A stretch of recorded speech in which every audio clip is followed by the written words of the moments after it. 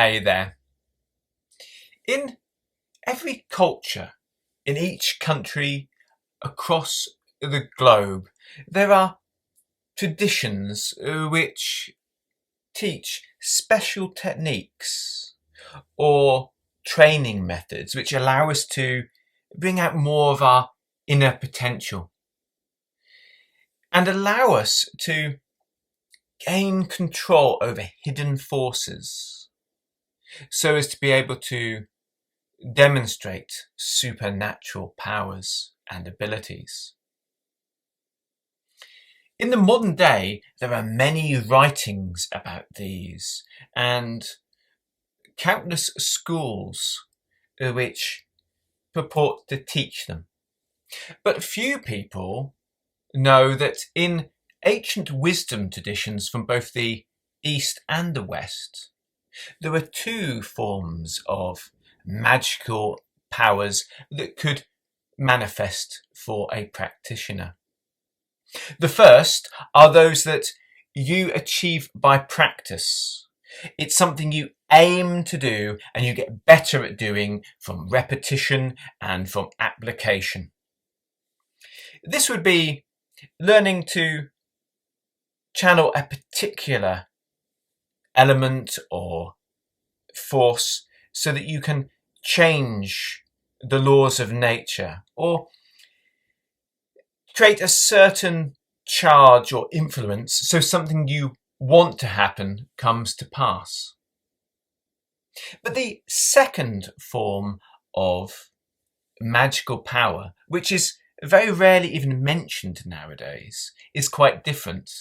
These perfections or blessings are automatic abilities that come as a side effect of your genuine ennoblement of your spirit. They are fruits of your labours which manifest as a side effect of your evolution. Now, it is my sincere conviction that we need to be more aware of these particular manifestations in order to have more of a balanced view of things. If we look at any other endeavour, we can see that too much focus on demonstration and ability can lead to confusion and to problems later on.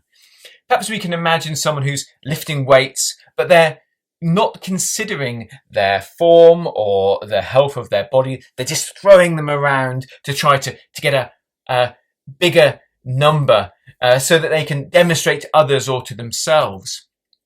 Similarly, we could imagine someone involved in running who just wants to run faster but never thinks about health, diet, or recovery.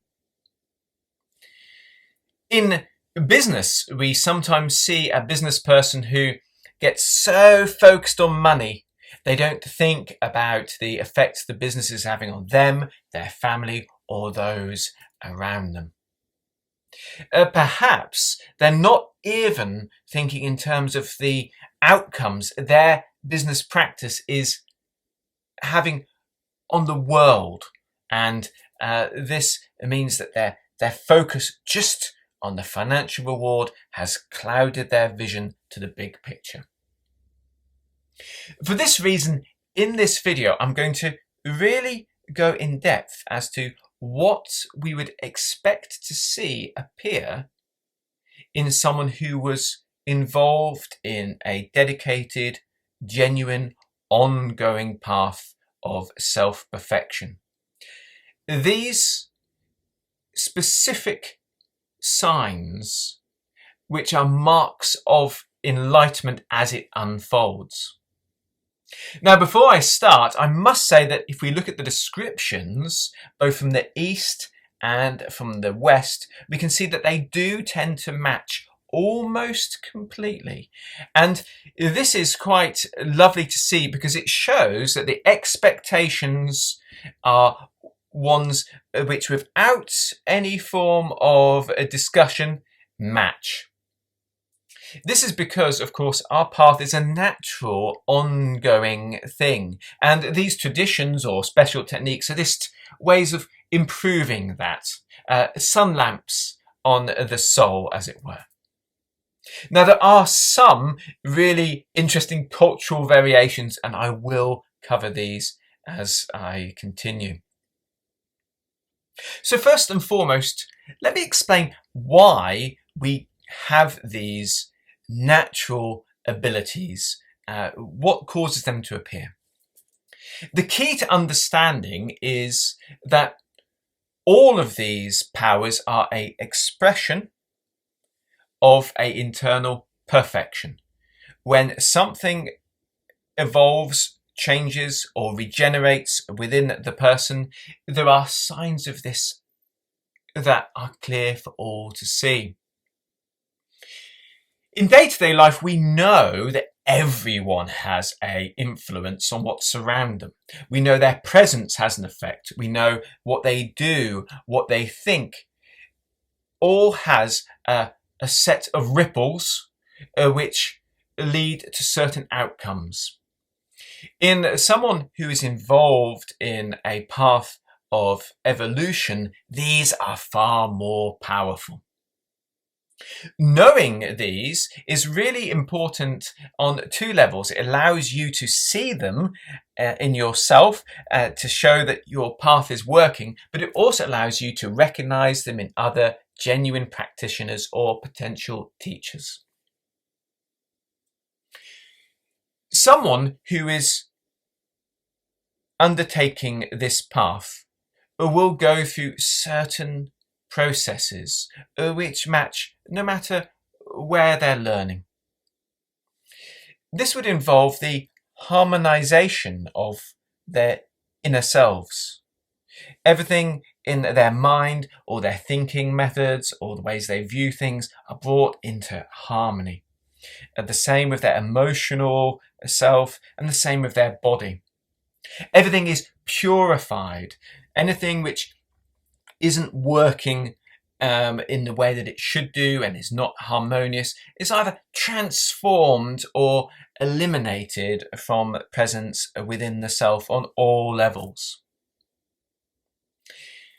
In addition to this, of course, there is a great empowerment. The practitioner will develop balance through practice, making sure all the elements within the self are invigorated, are enlivened, are in great resonance and effectiveness. Just think how this will enhance everything. So if we start our analysis of what we can see, it's very good to start with the body. The body is the most material manifestation and the easiest thing to observe for us all.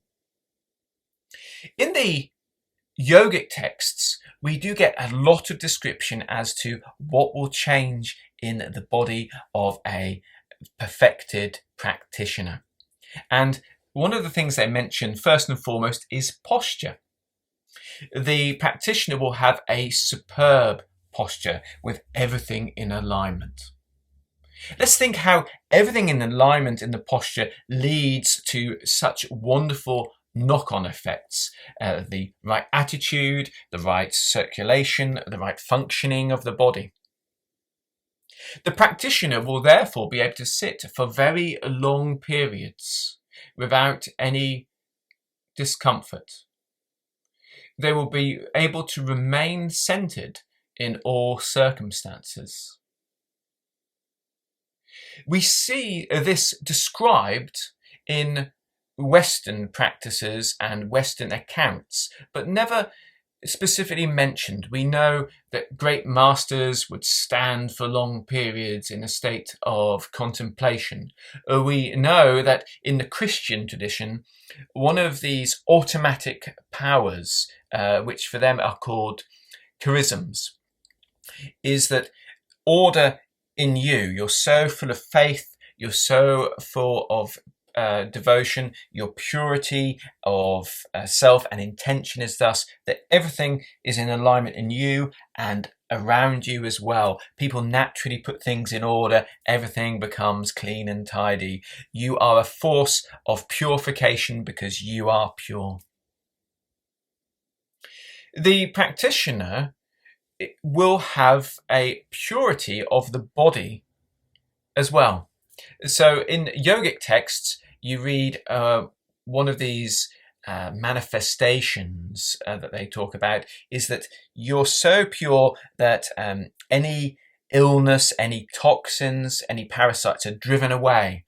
And there's even an implication that those near you will receive this. So just as people tend to match postures and they will match your posture, there'll be some form of communication just by imitation from physical body to physical body. They also describe how all the organs work better. In yogic texts, it's always about digestion. Digestion, the fire is stronger. You need to eat less in order to get as much energy. And your body will function on all levels to a higher degree. This manifests itself in an increased athletic ability. In Western texts, it's often that you're very strong, like a hero. But in yogic texts, one of these automatic siddhi, which are they're called akalpita siddhi. They are that you can run long distances or jump great heights naturally. We can also see that the body functions better in the way that it doesn't age. So this agelessness, this youthful appearance and nature is something that is completely consistent, and the degree depends on the perfection of the practitioner.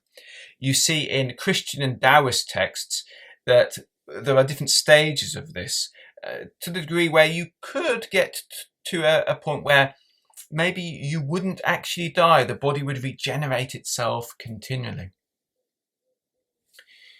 We also see some interesting marks.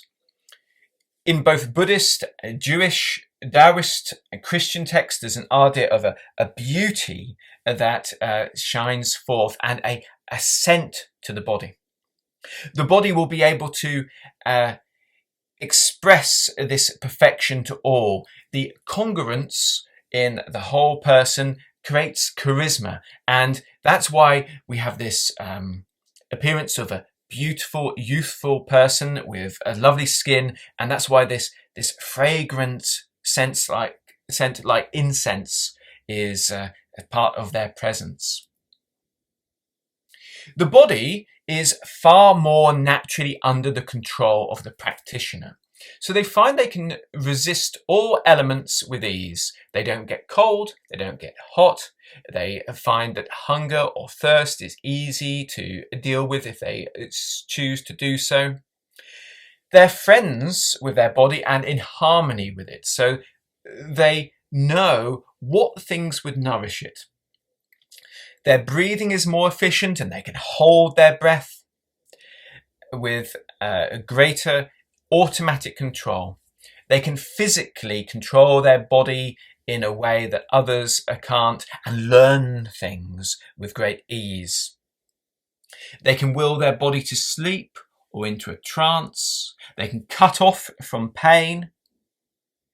If they wish to, a very adept practitioner could just say they don't want to feel pain in a certain area for a while. This is the level of natural perfection without practice that will start to appear as the path continues to unfold. We also read of the senses being enhanced. So they can see a lot more. They can hear things that other people can't hear. And I'm not talking about clairvoyance. It's like a expansion of the range of hearing. All things are improved in the organs of sense. Now you read this a lot in yoga or Buddhist texts, but it only appears in Renaissance Hermetic texts where they kind of describe a Sherlock Holmes style level of insight, a level of feeling, a level of being in the room which is beyond that of the fellow man. You can see hidden things that others can't. And this is so powerful. There are so many people who wish to develop clairvoyance, and this is a wonderful gift. But being able to see what's exactly in front of you for what it really is, that's also a great gift as well. If we start to move our analysis of these natural powers a little bit more to the emotional body and to the aura of the practitioner, we start to see similar things happen, but with a slight different feel to them. So just as the physical posture and the better functioning of the body express itself, the balanced, calm emotions radiate out from the practitioner. Those around them will experience a blessing. They will feel the joy of the practitioner. They will be able to rest in the calmness of the practitioner. Often, things they're dealing with, either from the past or from the present, will disappear, and they'll be able just to experience a template of excellence of how their mind could be. The practitioner has trained their self, their mind stuff, to be flexible, to be malleable, to be able to take on different shapes. This means they become very intuitive. They become very able to sense what's going on. In some yogic texts, you read this lovely ability whereby you can just see the truth behind things. So when the bird makes a call, you know what that bird call means. When you see a herb, you know if it's medicinal or not. When you see a person, you know their qualities. So strong is the effect of this aura in some practitioners that it can be quite dramatic. So we can read of certain holy men who are able to walk through a battlefield and no one would be motivated to hurt them. So peaceful and beautiful is their presence. This peace profound can lead to insights for people. It can lead to healing for people. It can be a great blessing. This being in tune at the highest level allows the practitioner to just see the small things that need to be done or said that would adjust. They're so in flow with the universe, they can work with it and just make the small change for the amazing, powerful outcome they seek. If we consider further this aura, we also must be aware that a lot of this is to do with the mind of the practitioner. The practitioner will have a beautiful sense of congruent harmony and clear thinking. Their mind creates powerful images, and this means that their presence is persuasive. What they will to happen starts to naturally come to pass, as if all the things, all the influences they come in contact with move to help them from respect of their presence. Some even write that the greatest allies will appear, and even angels and positive beings will gather around the practitioner in order to help with their goals. The practitioner's mind, of course, is reflected in what they say. Their words are, of course, thoughts made manifest. Those who speak from an enlightened mind speak with great eloquence. This is in all traditions, whether it's the yogic texts that say the goddess of speech will be on the tongue of the practitioner, or whether it's a Jewish or a Muslim or Christian texts which you say that the person can give sermons which lead to enlightenment and to a change of focus. If you speak the truth, your words have great authority, and they go out into the world and they pass on and they bring back what those words are there to attract or to manifest. This sense of power in words can get to the degree that the practitioner's words become an effect in and of themselves, that whatever they say comes to pass rather instantaneously. As the practitioner becomes increasingly powerful and increasingly in connection with higher forces, we start to see some effects which are quite individual. And some of these are really of one tradition or another. And they can also be to do with the character of the individual practitioner. So, for example, my teacher used to always teach through dreams. And it was as if her radiance was so strong that all students would have lessons in those dreams. Other practitioners are so in contact with higher forces that just being near them is purificatory. And this purifying effect is so strong that for some it's beautiful. They can just bask in it and feel that there's a release of things from the past or things need to go. Others may not be ready for that, and so it keeps away those who are not really desirable. If lots of the things that you see as you are being removed or transformed, that can be a bit of an uncomfortable experience. This sense of protection can extend to others in different ways. There can be a protection of the blessed state of a practitioner that spreads in influence to those who they are in contact with.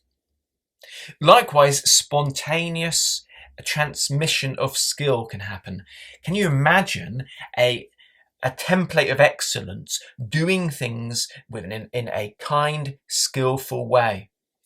Can you imagine that this could be transmitted directly? You are sitting near them, and though it's not something you're aware of, your higher self, your higher mind is seeing this, and that transfers.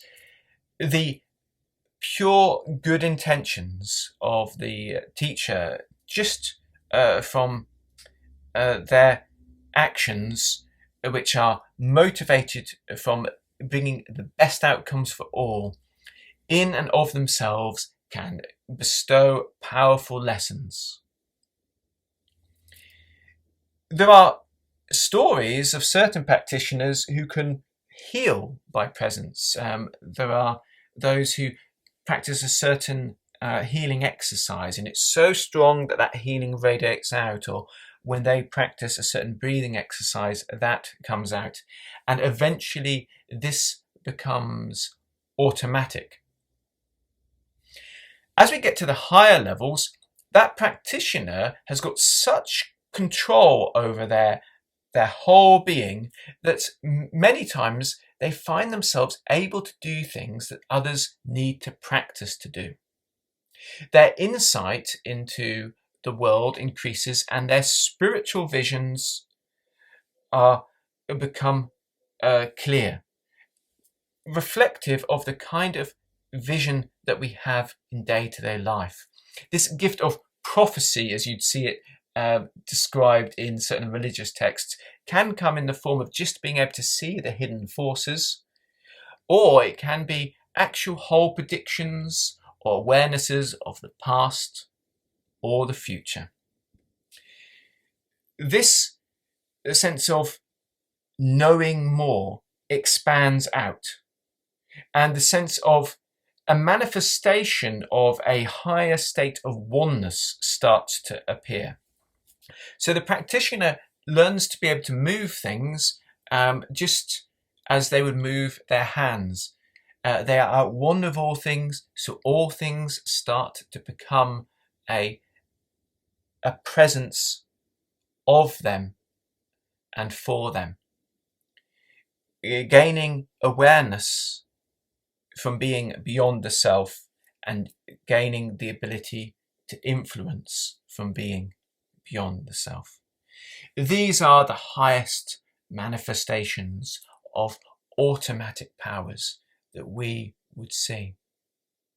Now, in this short video, I've covered many of them and gone in depth into the most common and easy to observe abilities. But suffice to say, all things that are possible through applied practice can appear through natural evolution. Soon in time, we will start to see this as we progress in our path individually, noticing that the influences which are positive to us, the presences which are in tune with our goals start to appear, and seeing that our excellence through inner harmony and genuineness extends as we slowly gain conscious control over all aspects of just being.